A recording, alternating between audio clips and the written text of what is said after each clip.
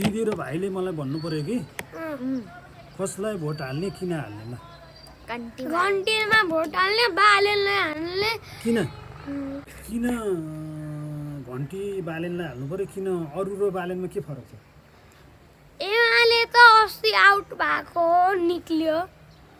out भएको त आन्दोलनमा बालेनले चाहिँ किन चाहिने बालेन नभए हुँदैन किनकि मोस्ट पपुलर चुनाव बालेनले गर्दाखेरि त हाम्रो देश सफा भयो नि त बालेनले गर्दा हाम्रो देश सफा भयो नि देश सफा भयो सफा भने सफा भयो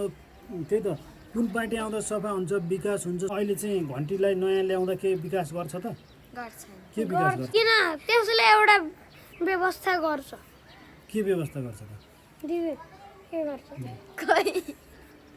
अब तिमीहरू भोटमा नामै नभए मान्छेले घन्टी घन्टी घन्टी भनेर के बुझेर भने अब थाहा छैन उसले भन्दा उसले राम्रो गर्छ भन्ने घन्टीलाई हाल्ने हो राम्रो गरेर हाल्दैन होइन हामी त बालेन भएर घन्टीमा हाल्ने भ्रष्टाचार कम हुनु पर्यो विकास हुनु पर्यो त्यसले भ्रष्टाचारलाई त गर्दै मार होइन भ्रष्टाचार भनेर त धेरै कुरो घर घरमा भइरहेको हुनसक्छ व्यक्ति व्यक्तिमा भ्रष्टाचार भइरहेको हुनसक्छ अब तिमीहरू होमवर्क गर्ने काम नगरिकन खेल्यौ मात्र भने भ्रष्टाचार भयो खेल्ने बेला मोबाइल मात्रै हेऱ्यो भने त्यो भ्रष्टाचार भयो मोबाइल ठिक्क हेर्नु पऱ्यो त्यो पो हो त होइन भ्रष्टाचार भने त बालेनले मात्रै होइन नि त हामीबाटै ठिक हुनु पऱ्यो नि भ्रष्टाचार के छ तिमीहरूको कुरो आशिका दिदी घन्टीबाटै हो आशिका दिदी नि राम्रो मान्छे हो अनि के कारणले राम्रो भयो त किनकि त्यसले बाटोमा सुगर्न दिँदैन हँ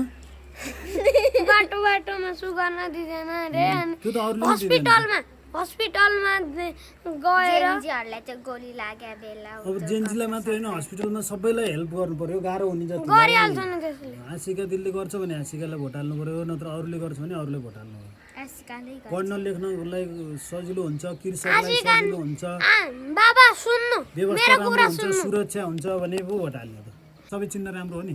काम चाहिँ गर्नु पर्यो जसले गरे नि हुन्छ मादलले गरे नि भयो गिटारले गरे नि भयो गिलाहाले गरे नि भयो ताराले गरे नि भयो सूर्यले गरे नि भयो रुखले गरे नि भयो माटोले गरे नि भयो घन्टीले गरे पनि भयो बिजुलीको चिमले गरे पनि भयो बिजुलीको चिन्ह नि छ भन्छ न मैले घरको नि छ फुलको नि छ फुल घर सबै राम्रो छ त्रिशूलको नि छ छाता नि छ जनता नि राम्रो हुनु पर्यो नेता नि राम्रो हुनु पर्यो देश पनि राम्रो हुनु पर्यो तिमीहरू अब केका आधारमा घन्टी भने अब मैले बुझ्न अलिक गाह्रो पर्यो किनकि सबै बच्चाले घन्टी भन्छ भोट हाल्न चाहिँ पाउँदैन अब घन्टीले राम्रो गर्छ भने त भइगयो नि किनकि घन्टी भन्ने भगवानको चिन्ह हो